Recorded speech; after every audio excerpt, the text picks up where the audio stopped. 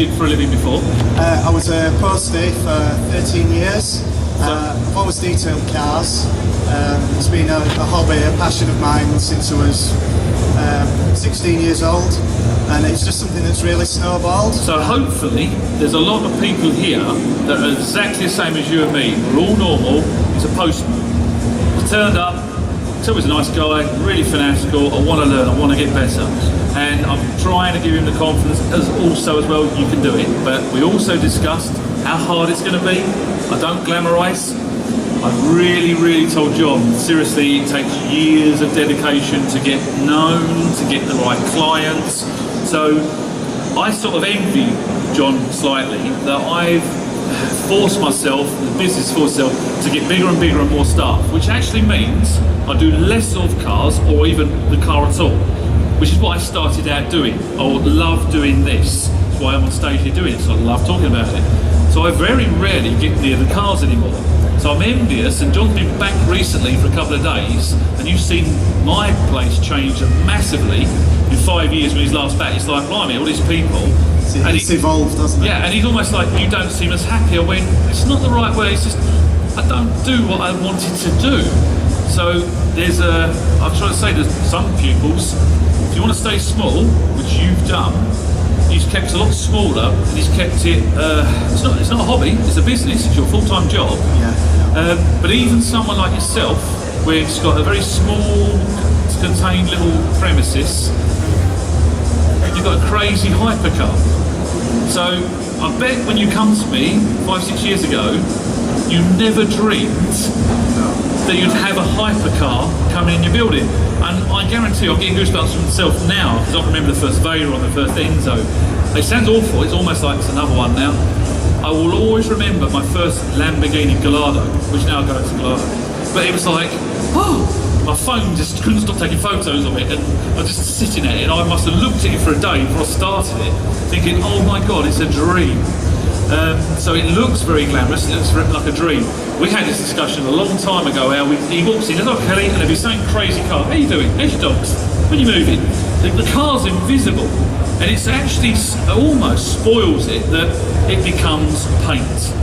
You don't end up going, Let's talk very briefly actually about hypercars, and we'll come on to kind of what you've done with it. But fundamentally, it's still paint, it's still lacquer on top, problems are still the same, whether it's attached to a Pagani or a Ford, it's the same problems and it's the same processes. Yeah, absolutely. You just, when a vehicle comes into me, I just assess the paint, and you're just assessing paint. You're not assessing it on a particular vehicle. Obviously, something really expensive like that, you've got to be careful, like you would any other car. But every car that we deal with is the client's pride and joy, no matter what it is, whether it's a Ford, a Ferrari, a Pagani. And so you've got to kind of take that into consideration when you're working on it, and think, well, this guy's paying me a lot of money to work on his car, and it's his pride and joy, so you've got to be careful. That said, on occasional hypercars you might get weird and wonderful things like, I don't know, bare aluminium, anodised things. Do they pose particular challenges? We did a Bugatti Veyron. I messaged you about it actually, didn't I? And that looked like it had been cleaned with a pan scrub at the events.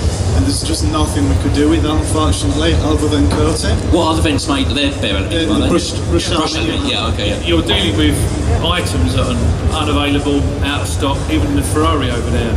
Silly, crazy things are not available anymore. You can't break it, you can't buy one. Or if you can, on a hypercar, it's £10,000. You know, it's written off half your year's work. So the glamour from the outside looking in, oh, I'd love to do that, I would love to have that car. I'm sure you're like me, you have sleepless nights, stressing over it, worrying. The supercar side of it and the hypercar side of it, I actually hate doing them. It sounds crazy, but there's a lot riding on them. Don't worry, I can do it now. Look, I can say, yeah. Do you want a job? But there's a lot riding on them, and what you tend to do is you get given a shiny car, and then give them back an even shinier car, and you don't get this sort of recognition that really the hours you put in really. It's more deserving, if you know what I mean. So, well, do you know what we said about your caddy last night? We were talking that if you've got a McLaren, a hypercar in the building, and we look at it with our lights, we see all the flaws. People walk in or into a show and see the pantomime shape, and they're already blinkered by it, and they don't see the flaw. It's got flaws in the paint. When you see the Focus every day, they're all the same. You go straight like this. You're looking for why is it better. So hypercars actually always look good, even when they're not.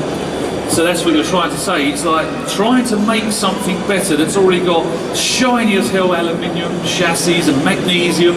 It's like, well, I can't really do a lot with it. So it's actually harder to do, riskier. You know, the insurance purposes, just the security. Yeah, literally, when I heard this, I was like, sleep at the unit. Even I'm insured and all the police anti-ram raids. I'm like, I'm not going home.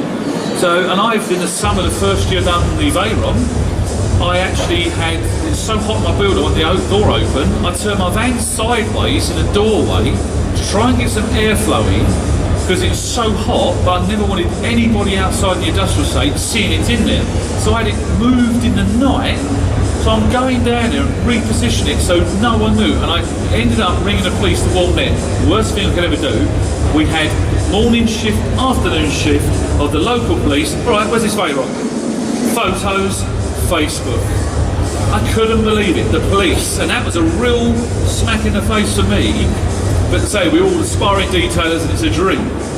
But I'm sure you're proud of doing a car like that, and it's the respect that you've got from your client to trust you with that car. It's interesting, Kelly. A lot of people don't realise the amount you have to sacrifice, especially when you're starting off. Now, I've had some real lucky breaks, but I've also done a lot of stuff for free.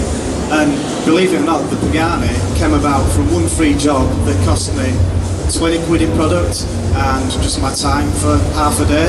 And we did he's actually competes in the Gumball Rally, and we did his Skyline that he competed in. I said, oh, we love the Gumball, we'd love to do your car. If we can use the for our publicity, we'll do it for free. So we did that, and then it's just something that snowballed, and it's just kept coming back and bringing bigger and better and more expensive cars, and it's now got to this from one free job.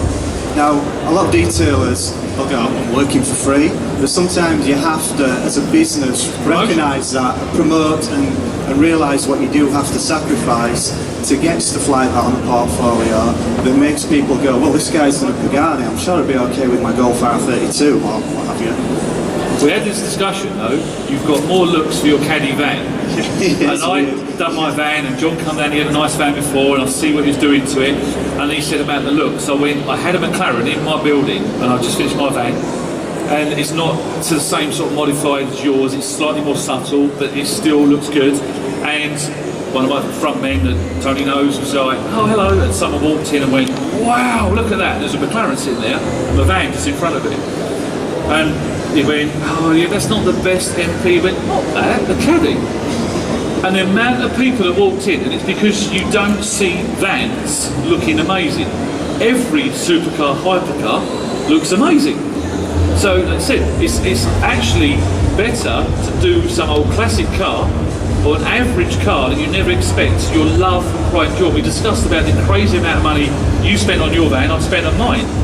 And you will never get that back. But it's a hobby job, and hobby jobs don't actually normally earn a lot of money. And I know I could go back to my old job and earn more money. I'd be surprised if John doesn't agree with me. How many hours would you put in on an average job? How many hours do you work now? Well, last year was a crazy year for us. We've backed it off a little bit this year because it was just so full on. But we got to the point where we're getting so many bookings, we're working 12 to 14 hour days, 7 days a week. That's quite normal. So the people that come in the industry thinking it's easy, there's loads of money, there's a Pagani, there's a Ferrari, there's a Lamborghini. This is real. I'm being really truthful now. It's not easy. Tony knows me well enough to say, not now, 2-3 years ago, if I could go back to my old job, I probably would have. I was very established, because I still don't earn for the hourly rate what I would have as a normal office job years ago. But there's something in John and in me and all of you. You can't help perfection, you want better. You just want it right. It's a disease. Most of us in our call, we got illnesses. I genuinely think we've all got an illness. We're all standing here listening to someone like me talk about shiny paint. You know, people outside go, wow, this is geeky, it's like Star Trek. But we have got that thing in us that I don't think nicer. It's interesting that you talk about money, Kelly. People see me, people you'll probably follow me on Facebook, and you see the Lambos, the Ferraris, the high-end stuff, the Paganis, and they go, oh, he must be rich. It's like, no, all because we're dealing with cars like that, but it is a passion, it's a labour of love, isn't it? I've had many customers new walking. They your cars? What? I kid you not. There's 5 cars in the building. I own them all. What? You're dropping your car off to do what? Why would you think I own all these? It's amazing. My own family think I'm rich. And I'm like, my mum thinks I'm rich. I'm like, Mum, it's the worst I've ever been. Well, you've got all these shiny, fancy cars in there. They're fancy. She doesn't like that, they're just fancy. She drives an old rusty Land Cruiser. And I'm like, Mum, it's really hard. No, it's easy, you just wax it. I'm not even going to bother telling my mum. It's pointless. So it's very glamorous. They walk in this door and it's like a sweet shop to a kid. And everyone wants to do it. They all do. We get, we don't get so much now, but we used to get when we post a hypercar or a supercar on our Facebook page, because we have got quite a decent following. And you just get messages and messages, want to come and work with you. And what I say to them is, if you're prepared to work all through the night on a Fiesta to get the paintwork perfect, and then hand it over the very next morning to the client looking